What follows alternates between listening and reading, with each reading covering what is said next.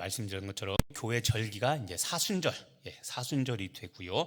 오늘이 제 수요일이라는 날입니다. 그래서 오늘을 시작으로 사순절이 시작됩니다.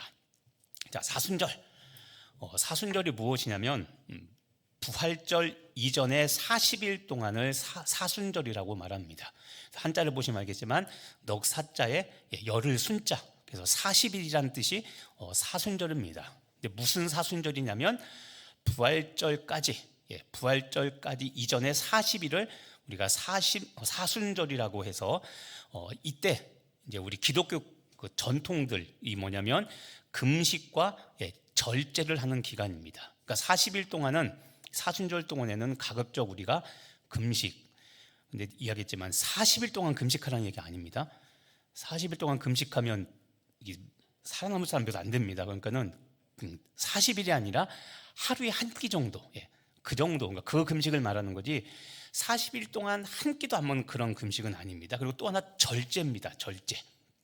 왜냐하면 예수님의 고난과 부활, 예수님의 이 십자가 전체를 묵상하는 기간이 이 사순절이기 때문에 십자가 고난을 좀 우리가 같이 동참하는 마음으로 사는 겁니다. 그게 40일 동안의 사순절의 의미입니다. 그러니까는 가급적 사순절 기간 동안에는 뭐 재밌는 일, 오락이나 뭐 여행 간다든가 그런 일은 좀 가급적 스스로 절제하셔야 됩니다. 할 수 있지만 이 기간을 피해서, 왜냐하면 우리는 지금부터 오늘부터 부활을 준비해야 되는 이 때이기 때문에 부활은 반드시 예수님의 십자가 고난을 먼저 그렇죠? 전제하고 있죠. 고난 이후의 부활이기 때문에 우리는 40일 동안 예수님의 고난을 좀 더 묵상을 해야 됩니다. 그래서 금식과 절제로 지내는 기간이죠. 그래서 좀 전에 말씀드린 것처럼 기독교는 전통적으로 예수님의 고난을 묵상하면서 40일 동안에, 이 사순절 동안에는 금식과 절제의 삶을 살았습니다.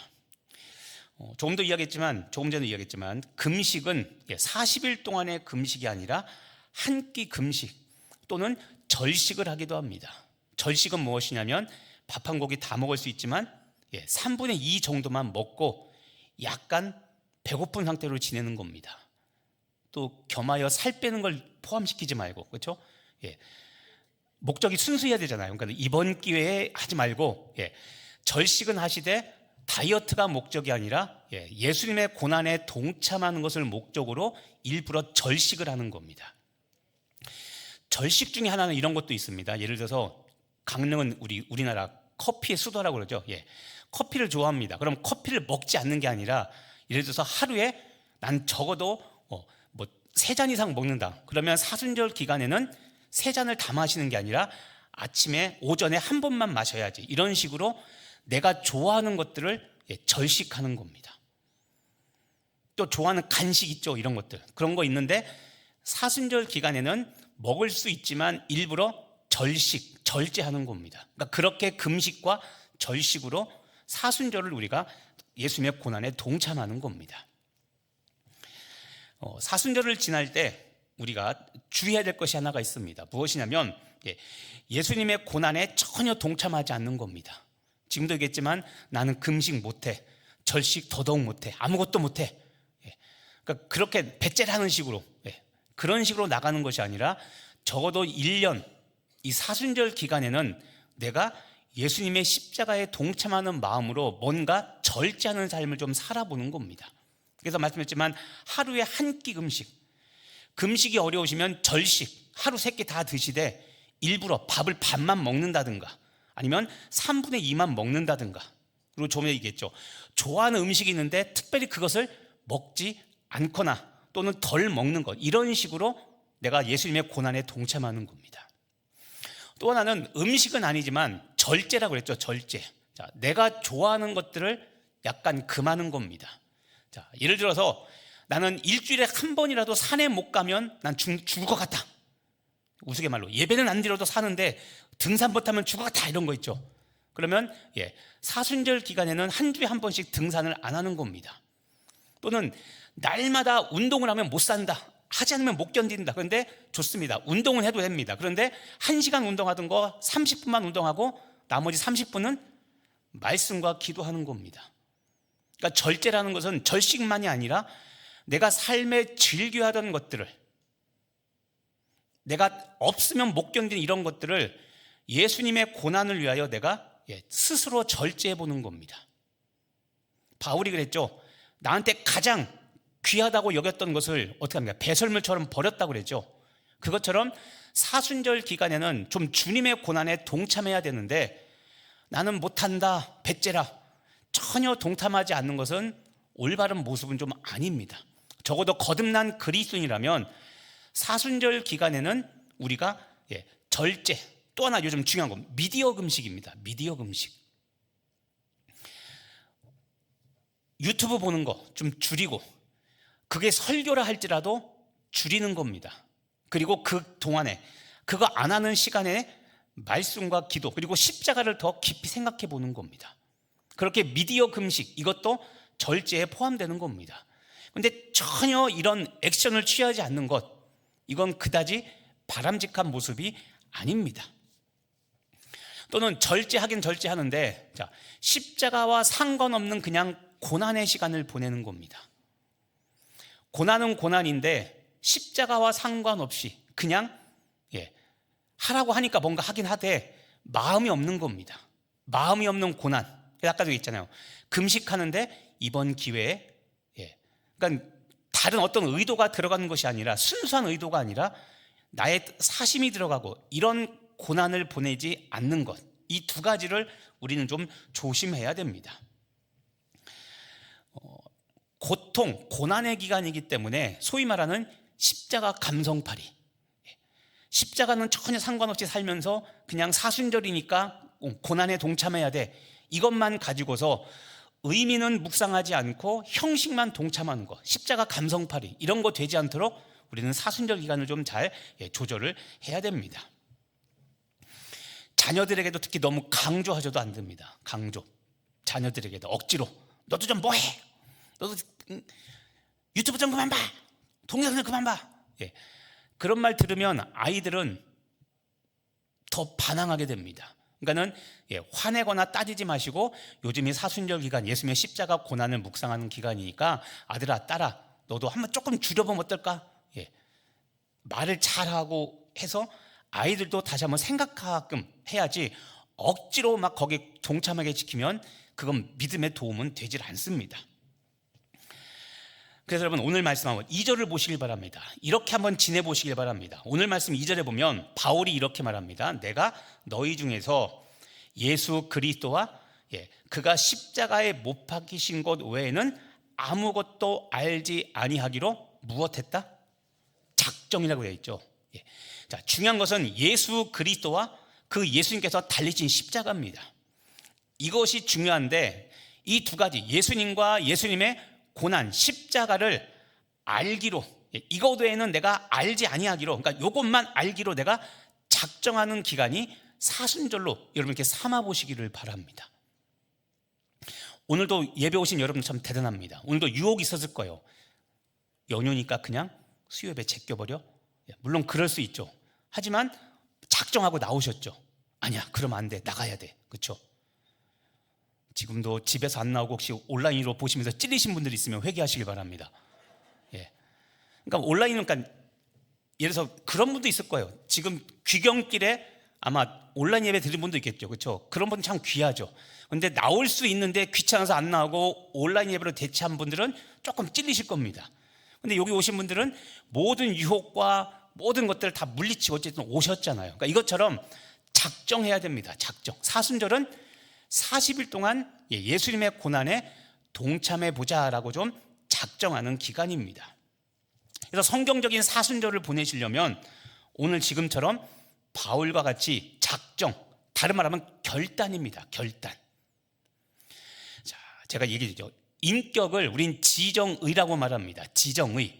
지식, 감정, 의지입니다. 이거를 우리가 인격이라고 말합니다.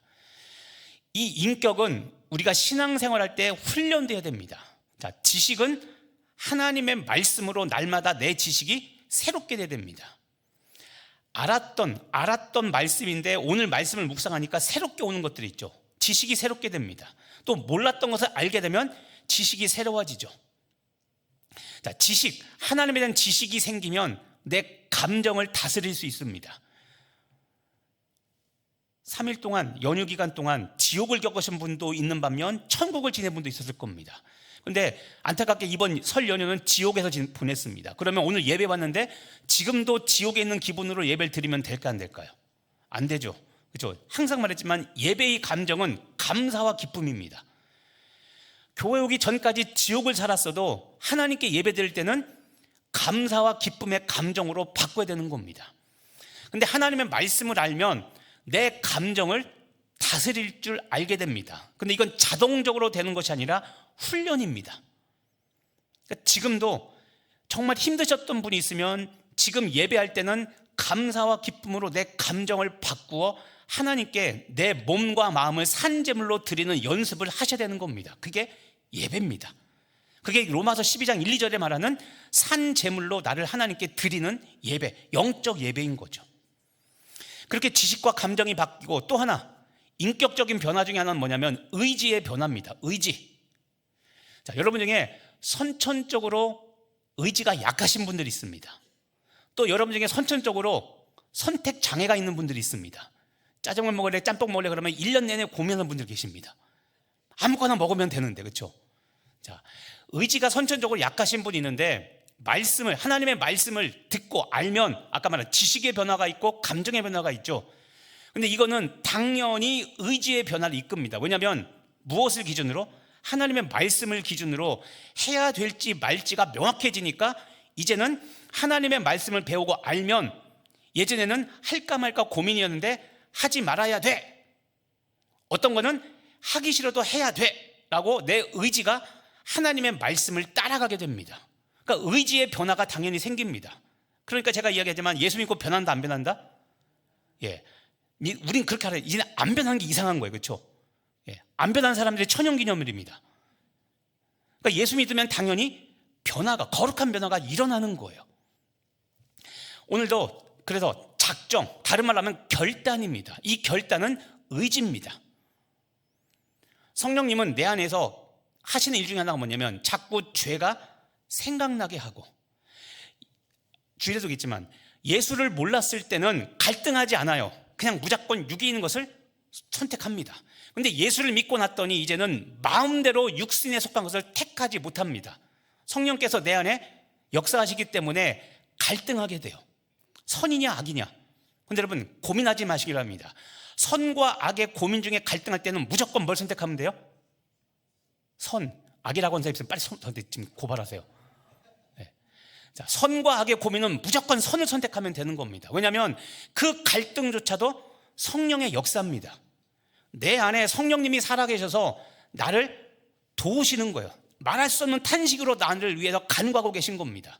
그러니까 그럴 때 흔들리지 말고 유혹을 받지 말고 그렇죠? 선을 택하면 되는 거예요. 그게 믿음이 성숙해가는 겁니다. 한 번 하기 어려운데 한 번 하면 은혜를 알게 돼요. 그러면 다음번 갈등 상황 때 이제는 고민하지 않습니다. 왜냐하면 받은 내가 뭔지 알기 때문에 맞아. 성숙해져가는 기쁨이 있기 때문에 더 이상 고민하지 않고 이제는 자꾸 선을 선택하게 됩니다. 그러면 나는 시간이 지나면 지날수록 죄와 이별하게 됩니다. 자, 거듭나기 전에는 고민하지 않고 악을 택했는데 이제 거듭난 이후에는 고민하지 않고 선을 택하고 하나님의 은혜를 알게 되고 죄를 이기는 기쁨이 무엇인지를 알게 됩니다. 그러면 이제는 나는 선한 체질로 바뀌는 거예요. 거룩함에 더 날마다 가까워져 가는 겁니다. 이게 결단, 작정하는 겁니다. 그러니까 바울도 그랬어요. 예수 그리스도와 그가 십자가에 못 박힌 것 외에는 아무것도 알지 아니하기로, 다른 말로 하면 이것만 알기로 작정, 결단했죠. 그러니까 우리도 사순절에 이렇게 살아가는 겁니다. 그래서 즐거움, 유쾌한 일 누릴 수 있고 할 수 있지만 사순절, 부활절 이후로 뒤로 미루고 40일 동안에는 내가 예수님의 십자가 고난에 동참하는 삶을 살아보는 것, 이게 사순절입니다. 믿으십니까? 예. 그러니까 한번 그렇게 살아보시기를 바랍니다. 다른 말로 십자가에 못 박히신 것, 예수님만 안다. 다른 말로 하면 여기에만 집중한다는 겁니다. 집중. 논점을 흐리지 않고 거기에만 포커스를 두고 산다는 겁니다. 자, 이런 말이 있습니다, 여러분. 보지 못하는 사람을 사랑할 수 있지만 알지 못하는 사람을 사랑할 수는 없다. 보지 못하는 사람을 사랑할 수는 있어도, 예전에 혹시 펜팔이라고 해본 적 있습니까? 펜팔? 옛날 잡지에 유행하던 거 있죠. 누군진 몰라요. 근데 편지를 써서 서로 주고받고, 막 TV에 보면 그렇게 하다가 진짜 사랑의 결실을 맺어서 결혼한 사람도 있고, 그다음에 거짓말로 속여서, 그쵸? 예, 만나봤더니 이런 꽝이다. 그래갖고 당장 끊는 사람도 있고 막 이렇잖아요, 그렇죠? 자, 보지 못하는 사람을 사랑할 수도 있는데 알지 못하는 사람을 사랑할 수는 없다라는 이런 말이 있습니다. 여러분, 우리도 그렇습니다. 제가 주일에도 얘기했지만, 자, 여러분, 예수님 보고 예수님 믿으셨습니까? 못 보고 믿었는데 지금도 본 적은 없지만 믿고 계십니까? 전자입니까? 후자입니까? 그렇죠? 대부분 다 후자죠. 물론 특이하게 신비한 체험을 먼저 하신 분들이 있어요, 간혹 가다가. 근데 일반적이진 않아요. 대부분 다 예수님을 몰랐잖아요. 저도 모태신앙이지만 예수님 본 적 없어요. 그런데 중학교 2학년 때 수련회 갔다가 십자가가 믿어지는 겁니다. 보지 못했어요. 만나보지 못했어요. 그런데 캠파이 하다가 기도하다가 진짜 예수님이 날 위해 십자가에 돌아가셨구나라는 게 믿어져요. 그래서 믿게 된 겁니다. 모태신앙이지만. 그러니까 저는 중학교 2학년 때 예수님을 저는 인격적으로 만났습니다. 근데 그거와 똑같은 거죠. 보지 못했으나 일단은 교회 다니다가 그러다가 예수님을 믿게 된 분이 훨씬 더 많을 겁니다. 그렇잖아요. 보지 못했지만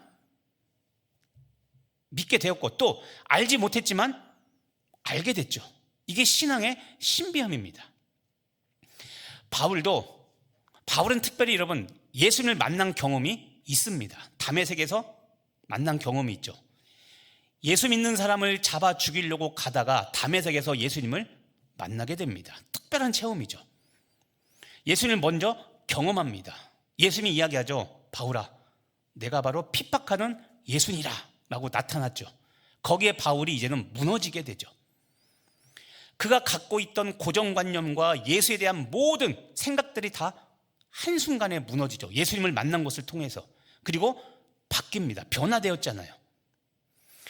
그렇게 예수를 핍박하던 그 열심과 사랑을 어디에 쏟아붓습니까?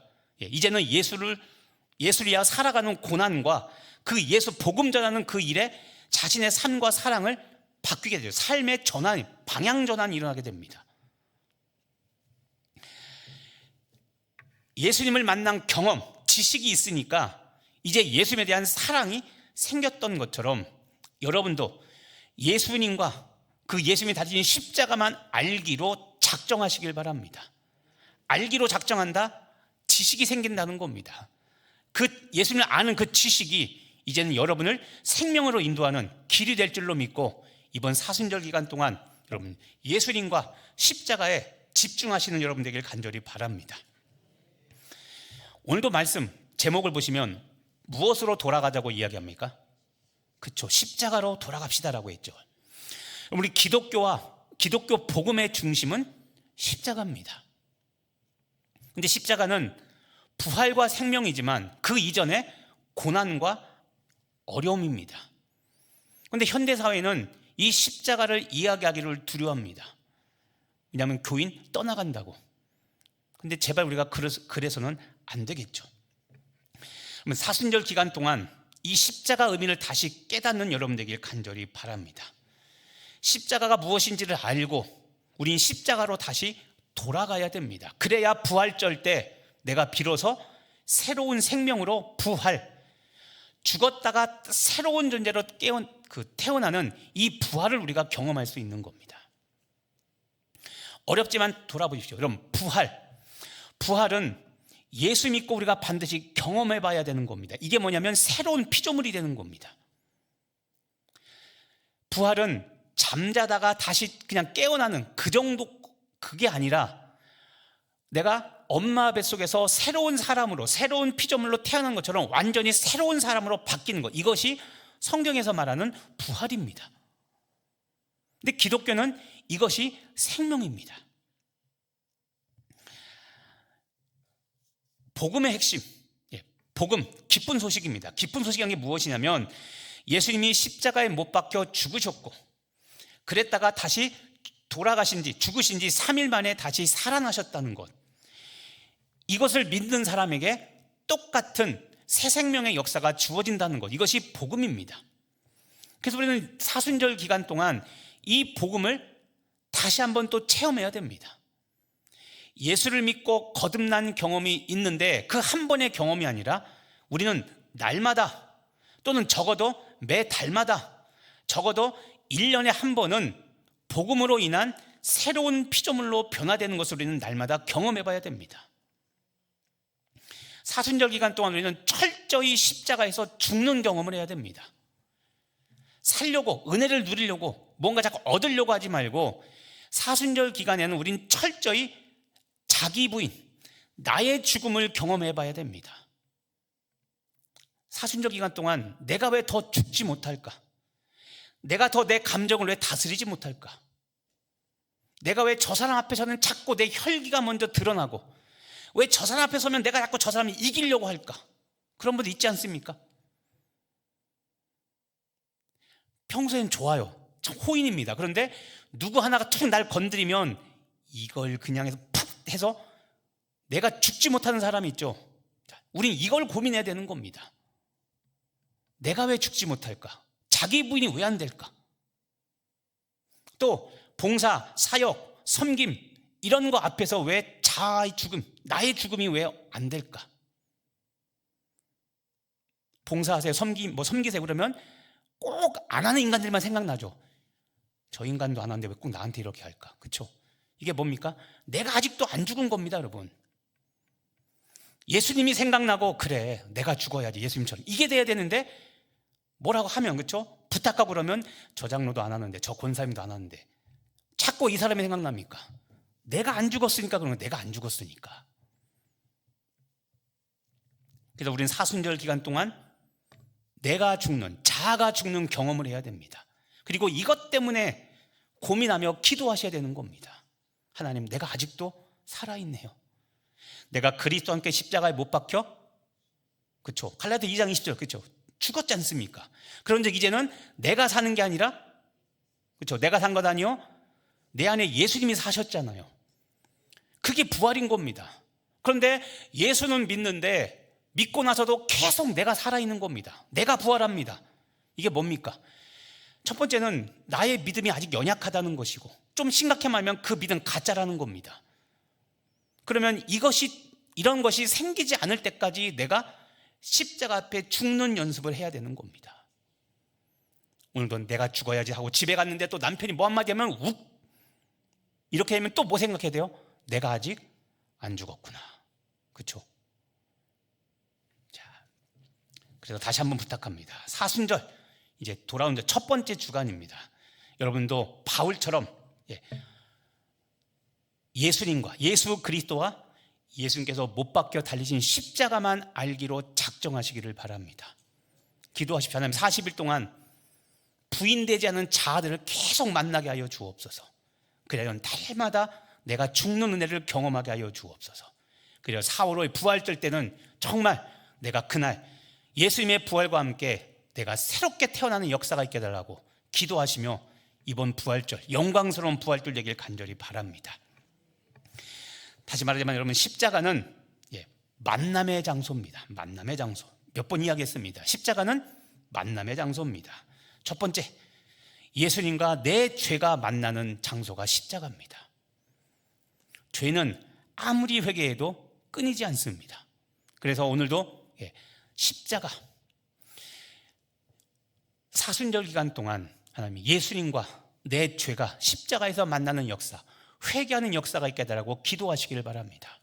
두 번째로 하나님, 십자가에서 만나야 될 것은 나의 상처와 아픔입니다. 나의 상처와 아픔.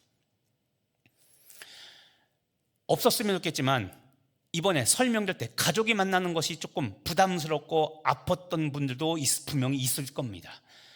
잘못된 건 아닙니다. 자라온 환경 가운데 가장 가까운 가족으로부터 아픔을 당했는데 그 문제가 아직 해결되지 않은 분명히 있을 수 있습니다. 그런데 상처와 아픔이 있을 수 있는데 여러분, 이것이 치유되지 않은 채 계속 지내게 되는 것은 내 영혼에 독이 되는 겁니다.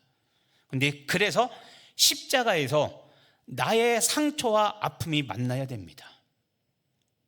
우리 나중에 이야기했지만 예수님의 십자가는 치유의 장소입니다. 이사야 53장에 보면 우리가 고난주간 때 맨날 보는 말씀이 있습니다. 그는 실로 우리의 질고를 지고, 질고가 뭡니까? 질병의 고통을 줄여서 질고라고 말합니다. 질병의 고통. 그 질병 중에 하나가 뭡니까? 마음의 아픔과 상처죠.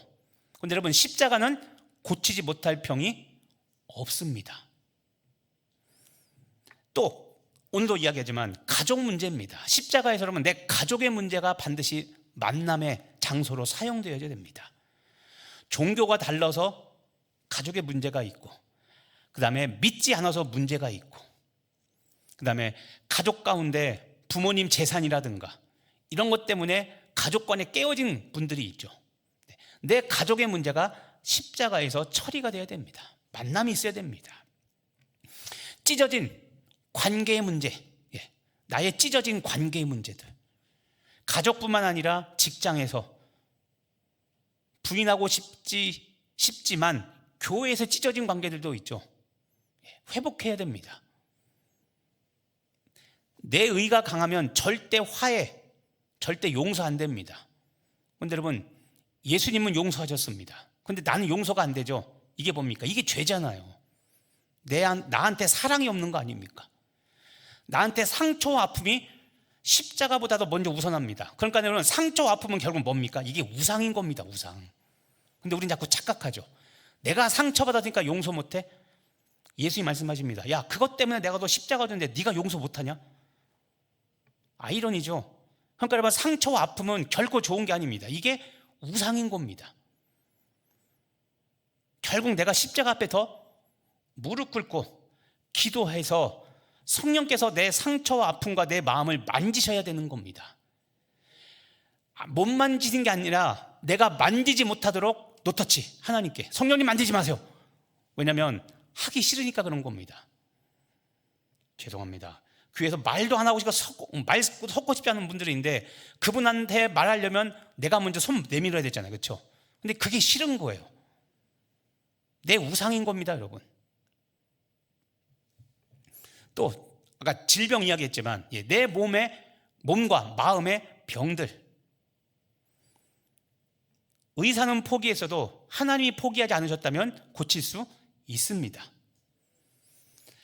또 한 번 이야기하지만 거북하지만 바울을 절대 잊지 말라고 그랬죠. 바울은 3번이나 하나님께 기도했지만 하나님께서 안 고쳐준다고 했습니다.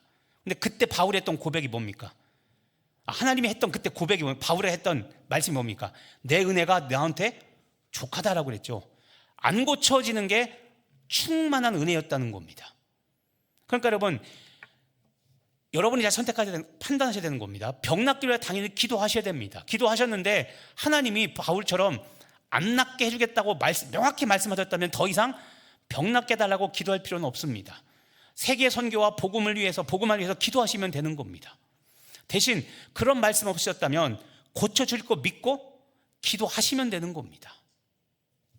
마지막으로 내 연약함과 나의 허물들, 이것들이 십자가에서 만나야 됩니다.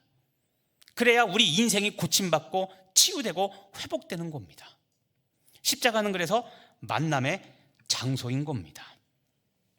지금 말한 나의 죄와 상처와 아픔과 각종 질병과 찢어진 관계와 가족들 간의 이런 아픔들이 십자가에서 만나 해결되는 계기가 이번 사순절이 되시기를 간절히 바랍니다.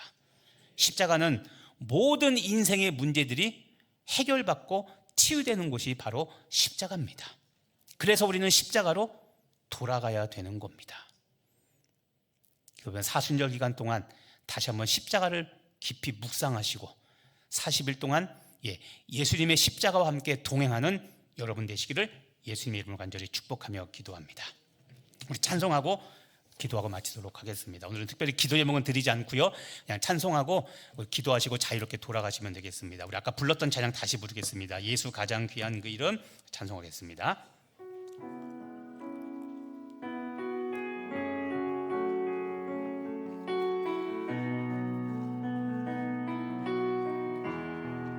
예수 가장 귀한 의 왕이 되신 주, 예수 왕의 왕이 되신 주, 예수 자신의 끝없는 사랑, 오 예수 목소리 높여 찬양해. 가장 귀한, 다시 한번 예수 왕의 왕이 되신 주, 예수